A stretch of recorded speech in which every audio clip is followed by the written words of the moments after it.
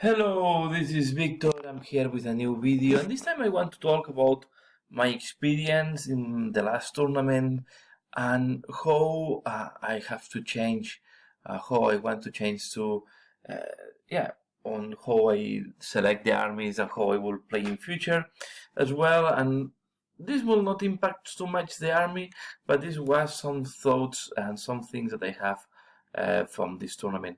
So first of all, I will go through the tournament, the three different games I played, and then at the end I will go for the learnings and how I will proceed from here, because I think it's an interesting learning. So my first game of this tournament, I went with Harlequins, and I just used all the miniatures of my collection except a couple of them. So I had a non-army that was not really efficient. So I had 3 Shadow Seals, 3 Tool Masters, 3 Death Jesters, 1 Solitaire, 5 units of troops.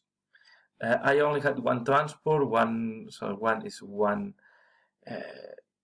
Star Weaver, then I had 1 Void Weaver, and then 2 units of 2 Sky Weavers. Okay, so you can see, not very efficient. I just put all the miniatures I have in my collection. This was barely, it was 2,000 points, and I just want to test them in the tournament. Okay, so my first game was against demons.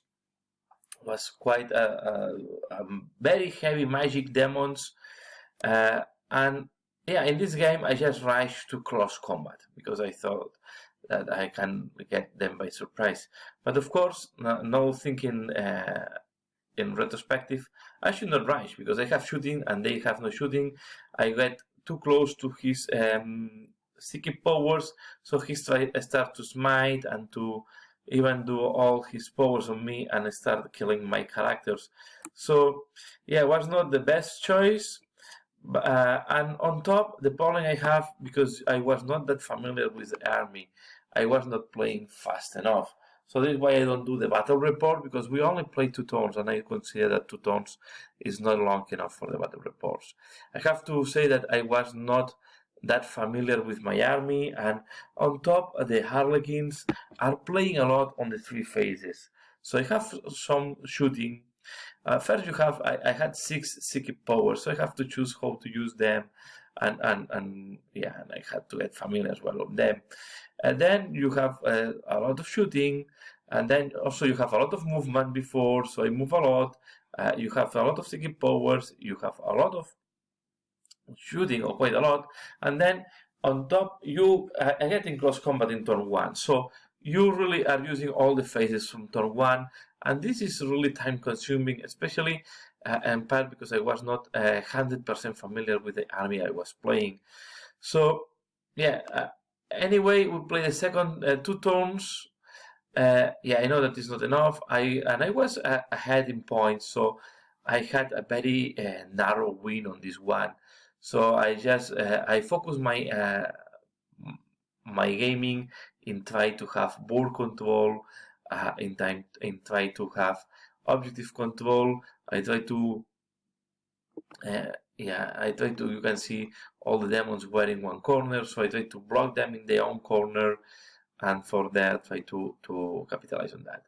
But then I realized my army is very fragile, and I start losing a lot of my army very fast. Okay, so he was not fast enough killing all these plague bearers. He had a lot of plague bearers, and then he had in reserve 30 bloodletters and 30 horrors. Okay, so he just released them in the turn 2, and although the horrors only kill the Death Jester in the shooting, and the bloodletters kill some players, yeah, the board control was more in favor of the demon. So I don't know. I think the game was still quite balanced, because then I had the possibility to shoot very heavily on the demon princes with a lot of fusion pistols, and this was giving me the opportunity to kill the demon princes between that and the magic, because I also had some ways to do mortal wounds on the demon. So yeah, I don't think this game was I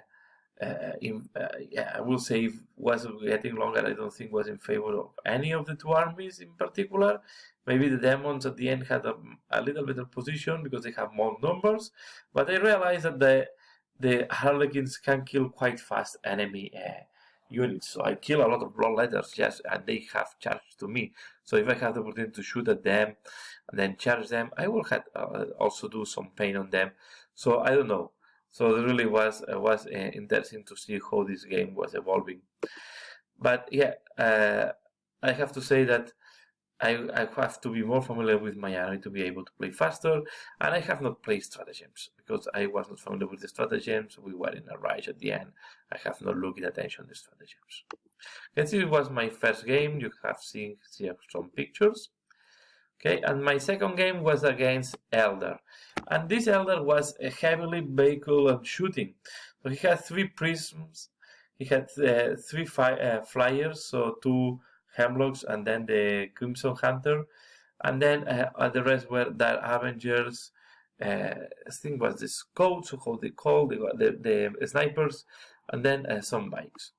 So I wanted to play very aggressively. Here I have to charge as fast as possible because I was really in disadvantage in terms of range and in terms of shooting. So again, I went very aggressively. I went against them, and this time I was much more familiar with the rules. I don't think I played too slow, but we also decided to stop in turn 2. But here I was a little bit disappointed because we decided to stop in turn 2. But to be fair, we were the first to stop playing, and we were waiting for 30 minutes. So we had time to do 1 or even 2 turns more. Okay, so I think we stopped too early. We were not ambitious enough, and we should have played, and we had the opportunity to play at least a couple of turns more. So here the point is I was losing a lot of kill points because as I have a lot of, my army is very MSU, a lot of multiple small units and really small, you give too many kill points, and we were playing ATC rules, okay? At the end of the turn 2, I was 3 points ahead of my opponent again, okay? And I don't know what should happen if the game was longer. Most likely the Elder had the upper head after that because I has lost a lot of my army, and they were still quite not fresh because they lose almost all the infantry. They killed some jet bikes, and he only had 1 flyer and 4 wounds on another flyer. So the flyers most likely will have at least killed another flyer, and I don't know. I think the prism was really the problem I had in my head. Okay, so you can see here again, it's an army Harlequins that is they play a lot on the 3 phases, and this is a lot of time consuming. Okay, what I did is, as I said, I went against them, but then I cannot stop the bikes. The flyers. I cannot assault the flyers most of the time. So yeah, I had the advantage that the flyers can just go around me. So I just start, when the flyers get close to me, I shoot them with the fusion pistols, and then I use the psychic powers to start scratching wounds, and then I did as well. I use the what's called the Phantasm grenade launcher from the Shadow Seers. So with all these rules, I was able to kill 1 flyer and almost kill 2 in 1 turn. So I was not.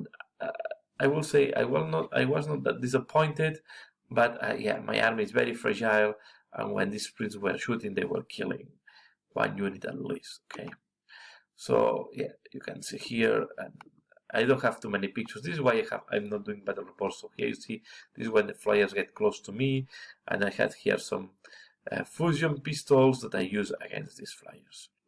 So it was a fun game. I think it was very intense, was quite balanced, and I don't know, I think I will say, to be fair, I think the Elders had more advantage at the end of the turn 2, but we decided, both of us, to stop. And to be fair, we should have played turn 3 and even 4. Because the Harlequins are slow in turn 1 and 2, but they are faster after that because you lose effect. You start losing quite fast miniatures. Okay, so yeah, here are some more pictures, and I will go to my 3rd game. Okay, so my 3rd game was against Tau. And this, when I saw the opponent army, I know that I will not be able to win this game. Okay, so he had 3 Riptides, he had 3 broadsides, a unit of 3 broadsides. He had a lot of shenanigans to be able to shoot Overwatch on 5, and then he was able to reroll hits and to reroll wounds. So he was really nasty on the shooting, right? And then the saturation of firepower he can deliver is overwhelming. Okay, so I tried to push him. I tried to press in the close combat. I tried to go there, but to be fair, I just managed to kill some fire warriors, some drones, and one of the riptides. Okay, very difficult to charge. I don't know. Yeah, I lost almost a lot of my army in the Overwatch. I was trying to charge just to see if I was lucky, and was not the case. So really, it's really a difficult army to play against. Okay, so I was trying, as I said, to play them on turn. On turn 1, I lost half of my army. I think on turn 2, I lost almost everything except some heroes. So you see here, this was turn 1 or 2. This I think is already second turn. Okay, so yeah, you can see that he was castling very well. He only moved 1 riptide ahead, and this is the riptide I managed to kill when they get a little bit unprotected. But if they keep the castle, it's very difficult for me to avoid to be destroyed by the riptides and the broadsides. Okay, on top, the broadsides can shoot without line of sight, so it's also difficult to hide. And with the saturation of fire, it's very difficult for the Harlequins. So yeah, I when I saw the army, I was also a little bit demotivated. I tried to play my best, and again, not being familiar with the army you play is not. I think I was more familiar with the opponent army than with my army, because I played quite a lot against Tau. Okay, so at the end, this was a crushing defeat. I lost 18-2. Okay, so what put me in the 7th position of 8 players. So I was almost the last one of the players, even winning 2 games, because I win them so narrow that I haven't scored enough points to be ahead on the table on the final scores. Okay, so, and from here I take some learnings that I want to share with you, and this will change the way how I will face tournaments in the future. So after the experience on these tournaments, this made me think how to face in future tournaments, and also how to face my gaming, right? How to refocus. Although the rules, they look very streamlined on all these Games Workshop games, there is one thing that creates them difficult to master, right? Let's make first a look on the Warhammer 40,000. So in Warhammer 40,000, to be able to play well an army, you have to know how your own units work first. You have to know the weaknesses, the strength of your units, but then you have to remember a lot of rules that you only can remember them if you repeat playing the same army for a while, right? You have the faction rules, you have the sub-faction rules. For example, in the Harlequins, you have the Harlequin rules, and you have the mask rules. And then you have the stratagems, and you have the warlord trait and how they synergize, and you have the relics. So there is a lot of levels of things that you have, elements that you have to think about when you're playing, right? And if you want to really play well and be efficient, you have to take these elements into account when you do the list. You have to take these elements into account when you are playing, when you are moving. You have to remember the stratagems that will give you advantage in this situation. And some stratagems are situational, right? So you cannot create like a guide on how to use these stratagems. So this means that you have to play this army a while to get familiar with the army, to get familiar with the synergies, and even to master an army, you have really to play it a lot to understand all the stratagems, how they work, how they synergize, and how you can take the maximum of them.